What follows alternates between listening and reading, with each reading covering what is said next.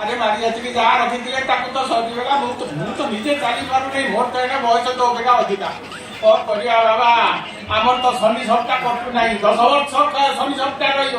ତା ଭିତରୁ 7 ବର୍ଷ ଗଲା। 5 ବର୍ଷ ନିର୍ବାସନ ଦଣ୍ଡରେ ବିନା ଦୋଷରେ ରଜା ଆମକୁ 5 ବର୍ଷ ନିର୍ବାସନ ଦଣ୍ଡ ଦେଲା। ତା ଭିତରେ ମା ମରିଗଲା। ନା ମାର ଶୁଦ୍ଧିକ୍ରିୟା କଲେ, ନା ମାକୁ ଶ୍ରାଦ୍ଧ ଦେଇ ପାରୁଛନ୍ତି, ନିଜେ ତ ଚଳି ପାରୁନାହାନ୍ତି। କାଲି ଶୁଣୁ, ମୁଁ ଶୁଣିଛି କାଲି ଏ ଏରିଆ ଲୋକ ବହୁତ ଦାନୀ ଧର୍ମୀ, ବହୁତ କର୍ମମୟ ଲୋକ। ଏ କର୍ମମୟ ଲୋକ, ସେମାନେ କର୍ମ କରନ୍ତି, ଚାଷ ଫଳାନ୍ତି, ତାଙ୍କ ମଧ୍ୟରେ ଅର୍ଥ ଅଛି। ତେଣୁ ସେମାନେ ଯଦି ଦୟା କରିବେ ଆମେ ବଞ୍ଚିଯିବା। ମାନେ ବାବୁ ମାନଙ୍କୁ କିଛି ମାଗ କିଛି ଟଙ୍କା ଦେଲେ ଆମେ ତ ରଘୁ ଘରେ ବୁଲୁଛୁ, ଏଠି ସେଠି ହଉଛେ, ଆମକୁ ଦେଖିଲେ ମାନେ ସିଏ ହାଣିବ। ସେଇଥିପାଇଁ ଆମେ କୁଆଡେ ଏବେ ଲୁଚିକି ବୁଲୁଛେ। ମୁଁ 2 ଦିନ ହେଲା କିଛି ଖାଇନି। ତମେ ସିନା ଭୋକ ସମ୍ଭାଳି ପାରୁଛ, ତମେ ବୁଢା ହେଲଣି ତ ମୋ ଭୋକ ସମ୍ଭାଳି ପାରୁଛ। ଭୋକ ହେଲେ ତମେ କିଛି ଲୋକଙ୍କୁ ମାଗ।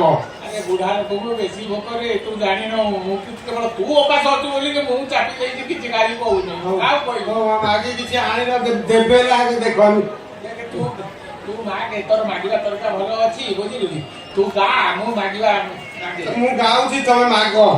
ଆଜ୍ଞା ମାନେ କିଛି ଦିଅନ୍ତୁ। ଆପଣ ମାନେ ଟଙ୍କା ଦେଲେ ଆମେ 2 ଭାଇ ଖାଇବୁ, ମଲୁଣୁ ଭୋଗେରେ। ଯଦି ଆପଣଙ୍କ ଏରିଆରେ ଆମେ 2 ଭାଇ ମରିବୁ, ଆପଣଙ୍କ ଟିକେ କଳକ ଲାଗିବ। କିଛି ଟଙ୍କା ଦିଅନ୍ତୁ, ମୁଁ କରୁଛି। ଅଜୁକିନା ସାବି ନାମରେ ତୁମର